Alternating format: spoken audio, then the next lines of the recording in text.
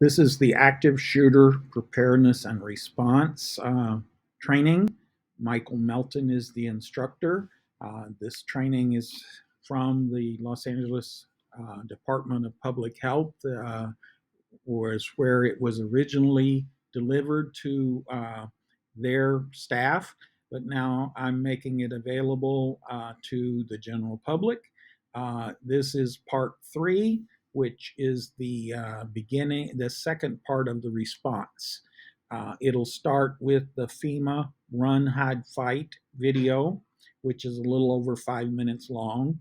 And then I'll have a discussion of content from the FEMA IS 907 active shooter course.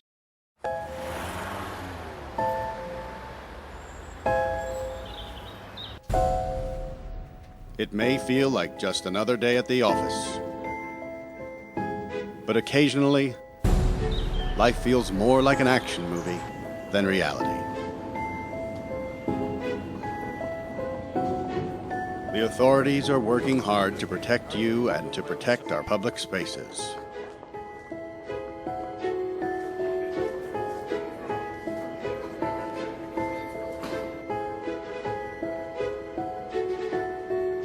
But sometimes bad people do bad things. Their motivations are different. The warning signs may vary, but the devastating effects are the same. And unfortunately, you need to be prepared for the worst.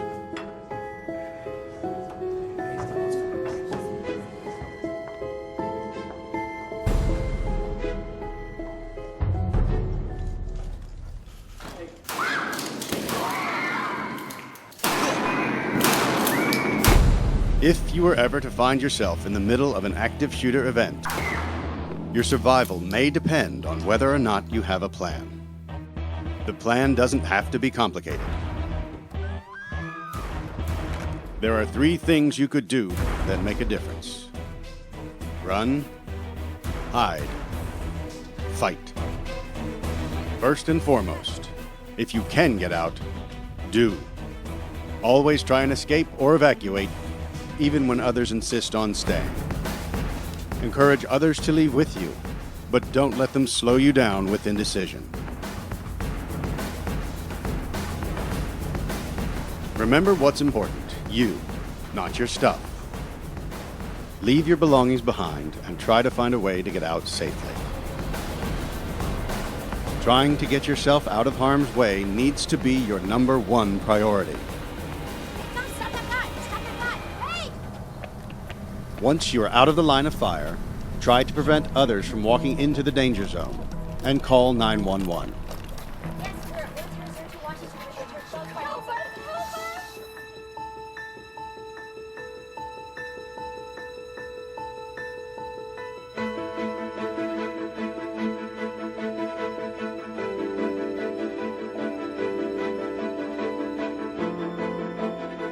If you can't get out safely, you need to find a place to hide.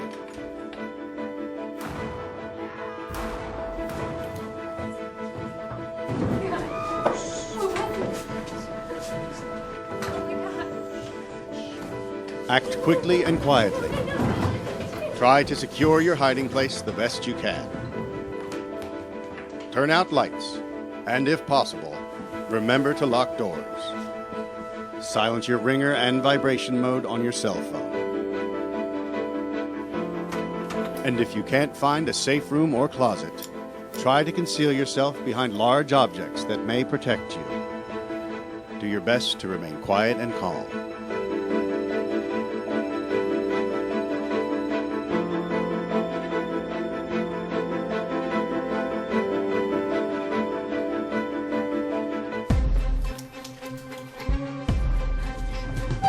As a last resort, if your life is at risk, whether you are alone or working together as a group, fight. Act with aggression. Improvise weapons. Disarm him.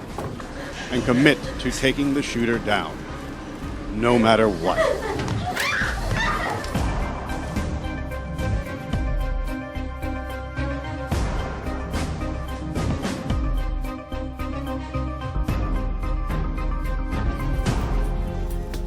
try to be aware of your environment. Always have an exit plan. Know that in an incident like this, victims are generally chosen randomly. The event is unpredictable and may evolve quickly. The first responders on the scene are not there to evacuate or tend to the injured. They are well trained and are there to stop the shooter.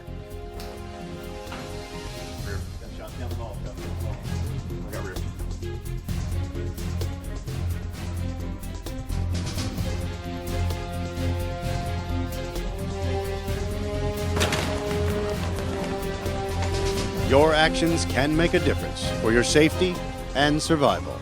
Be aware and be prepared. And if you find yourself facing an active shooter, there are 3 key things you need to remember to survive.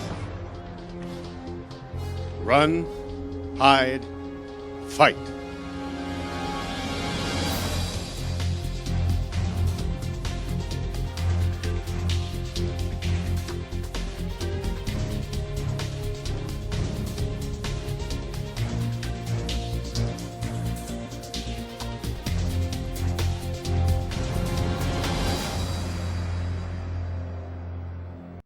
The course talks about run, hide, fight, and also what will happen when police arrive.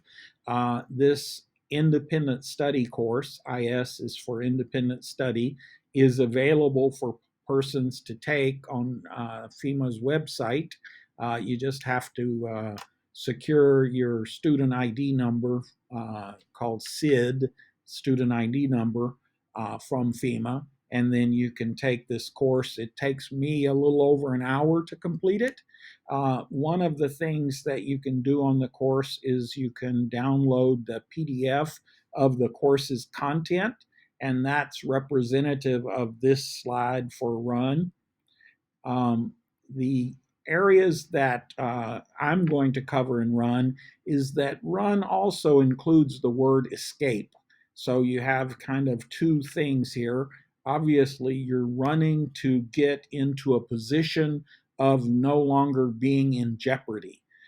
You should leave your belongings and worry about making the escape, but you may also, as we'll discuss later in terms of simultaneous engagement, you may pick up an item that you've previously identified as a potential improvised weapon and take that with you.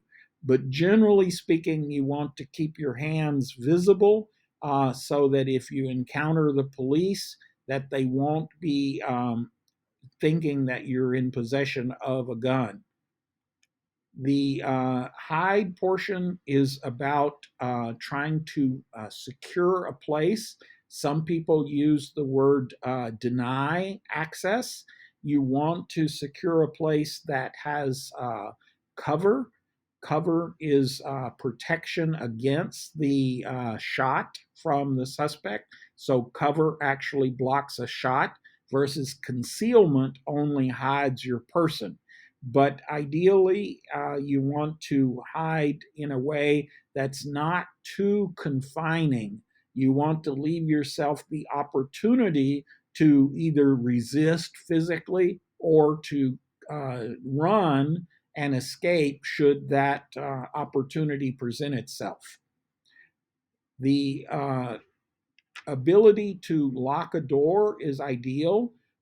Block windows and doors with heavy furniture or other things that can prevent the door from opening are ideal. Turn off lights, turn off cell phones, turn off anything that's going to make noise so that you're trying to make the space not only non-accessible, but to also appear to not be occupied. As mentioned previously, there's a difference between cover and concealment. Cover is ideal. Being hidden in a room is concealment, but if you can get behind something like a metal file cabinet, then that might be cover. Not only yourself stay quiet, but encourage others to stay quiet.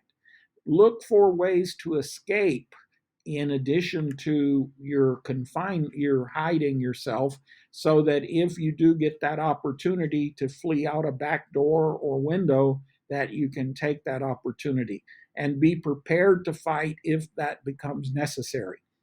Fight is considered to be the last option, but if the shooter happens to be very close to you, fight may be your first action that you take to try to aggressively distract and disable, if possible, the individual. Keep in mind that things like thrown objects can distract. Improvised weapons can assist you in injuring. Yell and let others know. Encourage others to help you in any resistance.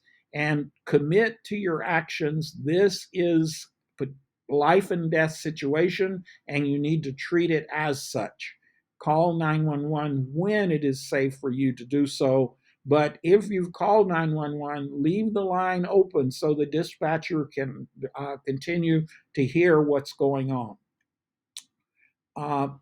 There's See Something, Say Something program we talked about in the preparation and the early detection of instances that might be progressing toward a violent encounter. But this is See Something, Do Something, where you're not being passive, you're being aggressive as necessary. During the 9/11 attacks in 2001, you had the one airplane that was departed, Flight 93, departed late, and consequently, the passengers became aware from those on the ground of what had happened with the other flights that crashed into the World Trade Center and into the Pentagon. And those passengers made the decision to fight. And consequently, that plane was not used as a weapon by those terrorists, even though you had the loss of life of the heroic passengers. Consider acting as a group, fighting in a coordinated manner, resisting in a coordinated manner can add to your effectiveness. And so consider options to do that. Be ready to go down fighting if that is what's required. So, for tactics, we've talked about the immediate action, rapid deployment by law enforcement, that you can expect that upon law enforcement's arrival at the scene, which only happened 4 times out of 10 prior to the shooter leaving the scene, previous instances that the FBI has been tracking, but still something you have to anticipate. Police arriving at the scene, you know that they will enter the building as quickly as they can do so, and they will attempt to locate and neutralize the shooter. That's their primary interest. They might pass by you if you're injured. They might pass by other injured persons. You want to let them exercise their primary goal to eliminate and stop any active shooter without delay. You may be directed to go outside in a certain direction. Be prepared to follow the commands. Expect the officers to shout orders, even push people to the ground or push them toward the direction, because some people are prone to freeze or not respond immediately to direction from officers out of fear in this situation. So the officers are going to do everything they can to move people to position of safety, and you need to be ready to react accordingly.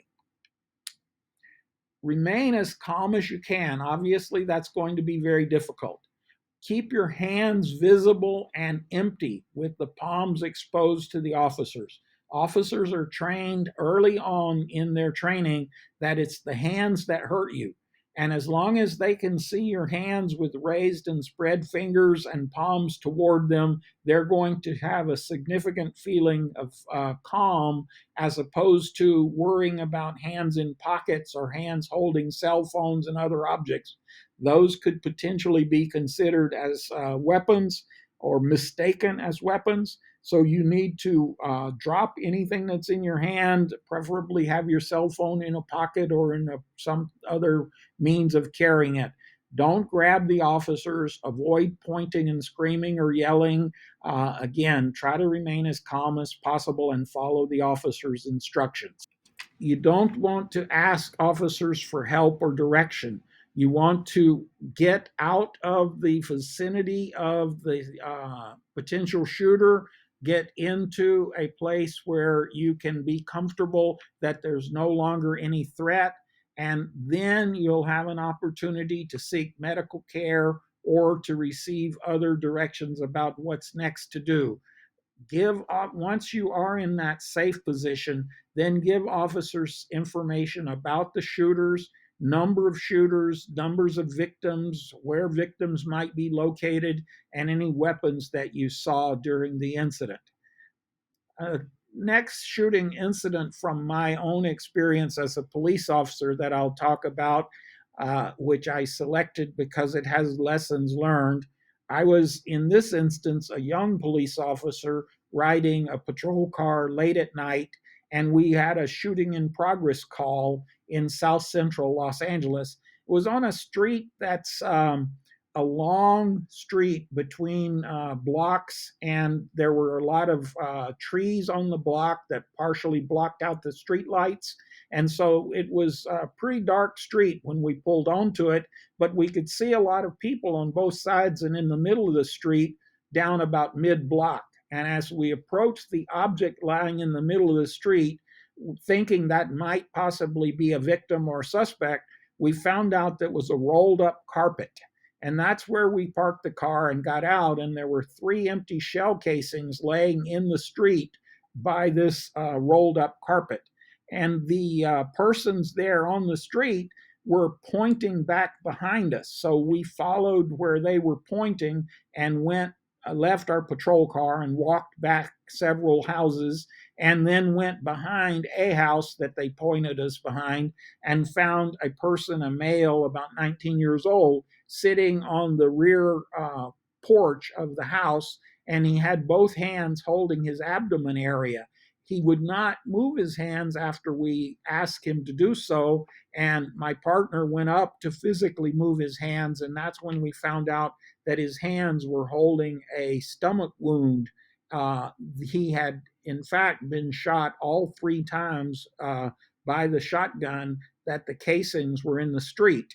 And so my partner stayed with the victim in case anyone returned or in case he made a dying declaration. And I went to the patrol car because this was at a time when the radio was not on your belt. The radio was in the car. So we had to go back to the car, and I requested the ambulance, a supervisor, and backup units. Once that was done, I felt like that I should see if anyone could give me any description on the suspect.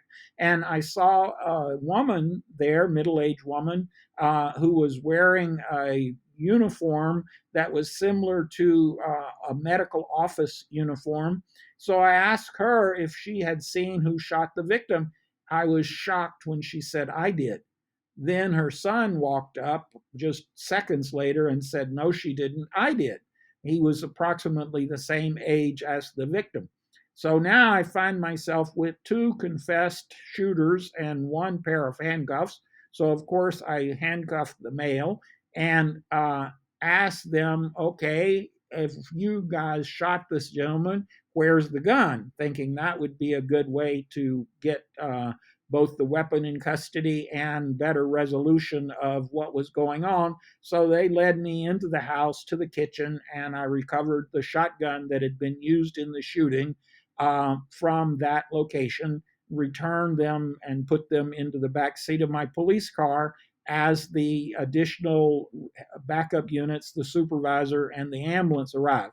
In this instance, the victim did not survive. He had been shot at close range by all 3 rounds of the shotgun.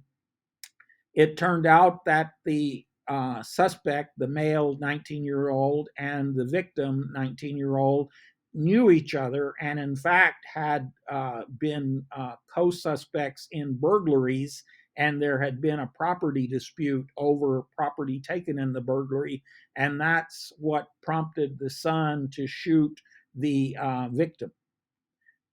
The parts 3 is the video which you've just seen of Run, Hide, Fight. And then the second part here, where we talk about it as to the different tactics that apply to Run, Hide, Fight, brings us to this level of preparation. We've improved the quality of the running shoes. We've improved the quality of the clothing to be a disguise in the environment by using camouflage. And we've identified an improvised weapon. The weapon that comes to mind at my cubicle was a metal stapler, was the only thing that I had that was metal other than a pair of scissors, and we'll talk about scissors a little later. But you should think about things that if you threw them at the victim, or the suspect, or hit the suspect, you would cause injury to the suspect from that object. So we've finished parts 1, 2, and 3 of the training. We've covered the statistics, the historical incidents, and the Run, Hide, Fight video. In my opinion, this coverage is about what you would normally have in an active shooter training. And so we want to, again, take this opportunity to think about where you are as an individual in your capacity, in your capability to control your exposure to an active shooter event. Has the information you received during these this 3 modules improved your capability to control your exposure? So I want you to update your self-assessment and update your benchmark. Are you now low moderate, or moderate in your belief in your capability to control your exposure should you be confronted with an active shooter?